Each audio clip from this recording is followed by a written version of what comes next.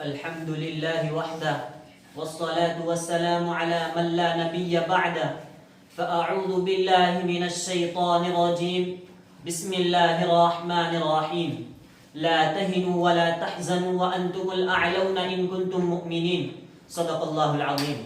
تاب کے خواب تغافل میں رہے گا مسلم، تاب کے خواب تغافل میں رہے گا مسلم، ہوش میں آ کے ذرا تو دیکھ پستی اپنی، پائے تحقیر سے ٹھکراتی ہے دنیا تجھ کو اور تو بھول گیا قوم پرستی اپنی.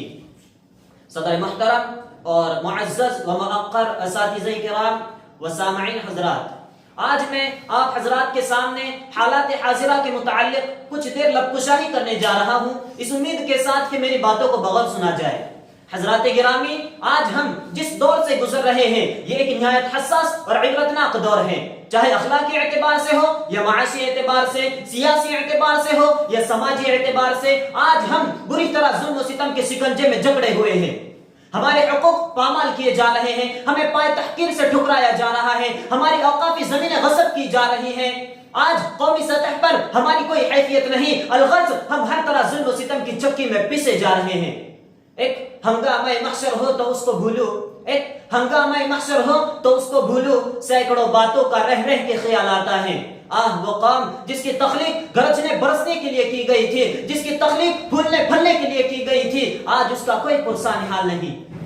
وہ قوم جن کا سوا امر بالمعروف اور نہی عن المنکر تھا، آج وہ خود چاہے ضلالت میں گری پڑی ہیں. برادران اسلام، آج ہم اپنی آپ بیتی کو یاد کرتے ہیں تو ہمیں رونا آتا ہے. جب ہم اپنے حالات و کیفیات کا جائزہ لیتے ہیں تو قلب مضطرب اور بے چین ہو جاتا ہے کہ آخر ہم ہی کیوں وحشت و بربریت کا شکار ہیں، ہم ہی کیوں سہمے نظر آتے ہیں کہ اللہ کا وعدہ لا تہنوا ولا تحزنوا وانتم الاعلون ان کنتم مؤمنین ہمارے ساتھ نہیں.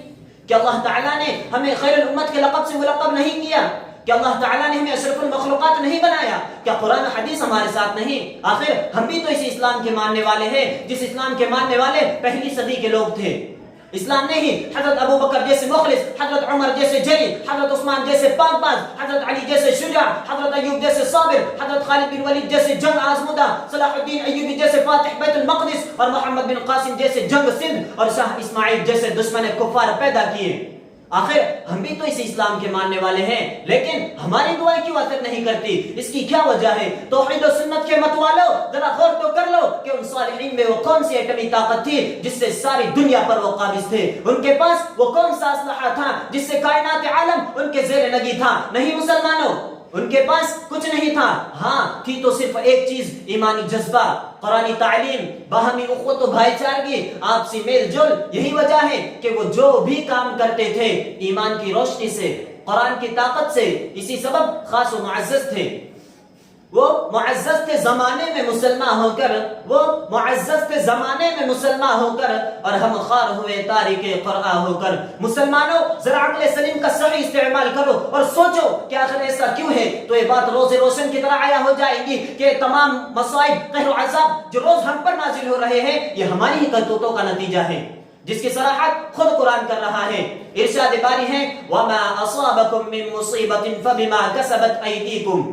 وہ اس طرح ہے کہ ہم نے قرآن کریم کو بالائے طاق رکھ دیا، ہم نے آپسی اخوت و بھائی چارگی کو پس پشت ڈال دیا، ہم نے باہمی اتحاد و اتفاق کے بجائے آپس میں افتراق و انتشار برپا کیا، شیطان سے بظاہر نفرت کی مگر باطن دوستی برقرار رکھی، عشق رسول کا دعویٰ کیا مگر فرمودات کو ٹھکرا دیا. یہی وجہ ہے کہ آج ہم نکبت و ادبار کی زندگی گزار رہے ہیں، یہی وجہ ہے کہ آج ہم رسوا و خستہ نظر آتے ہیں، یہی وجہ ہے کہ آج ہماری عزت پر یلغار ہیں، اور یہی وجہ ہے کہ آج دنیا میں ہمارا کچھ وقار نہیں.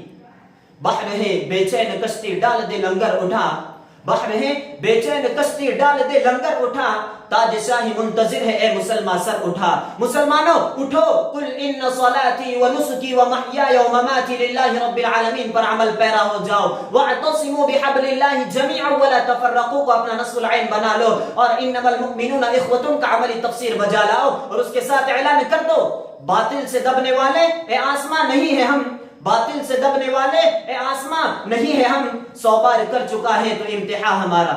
وآخر دعوانا الحمد للہ رب العالمین.